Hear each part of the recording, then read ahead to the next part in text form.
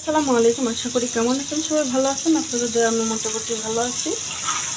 তো ভিডিও করতে ভুলেই গেছিলাম, কড়াইয়ের ভিতরে মশলা দিয়ে মনে হয়েছে ভিডিও করার কথা। তো দেখেন আমি এখন রান্না করব পালং শাক দিয়ে চিংড়ি মাছ দিয়ে। সেই জন্য আমি কড়াইয়ের ভিতরে মশলা কষাচ্ছি এবং এখানে পালং শাক ধুয়ে নিয়েছি, এখানে চিংড়ি মাছ কেটে নিয়েছি। তা চলুন কীভাবে রান্না করি। এটার ভিতরে তেল দিয়ে তারপরে আমি বেশি কিছু দিইনি, কাঁচামরিচ আর পেঁয়াজ আর রসুন বেটে তারপরে দিয়ে দিচ্ছি। চিংড়ি মাছে বেশি মশলা দিলে ভালো লাগে না। তারপরে এই যে হলুদ দিয়ে দিচ্ছি, শাকটা একটু বেশি হলুদ দেব। এবার দিয়ে দিচ্ছি লবণ পরিমাণ মতো। এবার আমি একটু পানি দিয়ে কষাই নেব ভালো করে।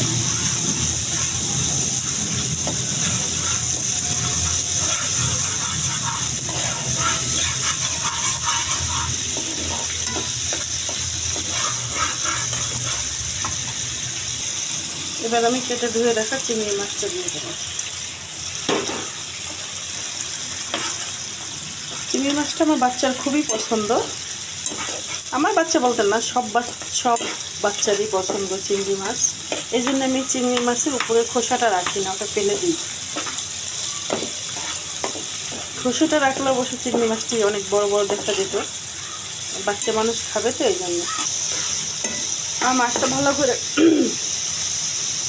কষানো হয়ে গেছে, এবার শাক দিয়ে দেব।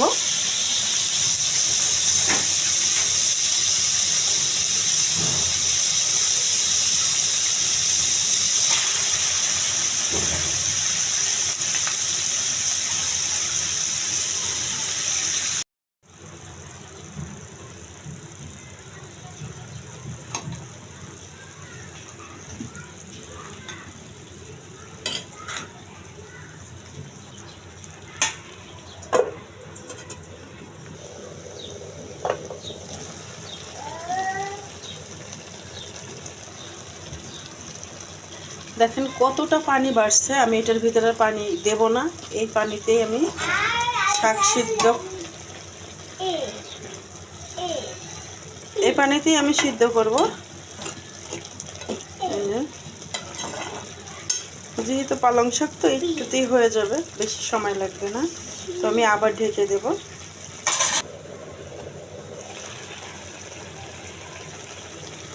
আমি এই শাকটাকে আর ঢাকবো না, ঢাকলে কালারটা নষ্ট হয়ে যাবে। আমি এইভাবে আর বাকি যতটুকু হবে আমি এইভাবেই করব।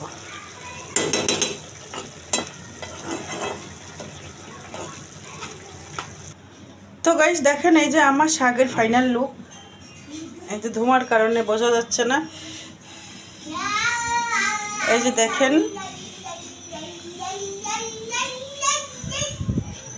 তো আমার রেসিপিটা যদি ভালো লাগে অবশ্যই লাইক কমেন্ট শেয়ার করবেন, সাবস্ক্রাইব করতে ভুলবেন না। তো ভালো থাকবেন, সুস্থ থাকবেন, আল্লাহ হাফিজ।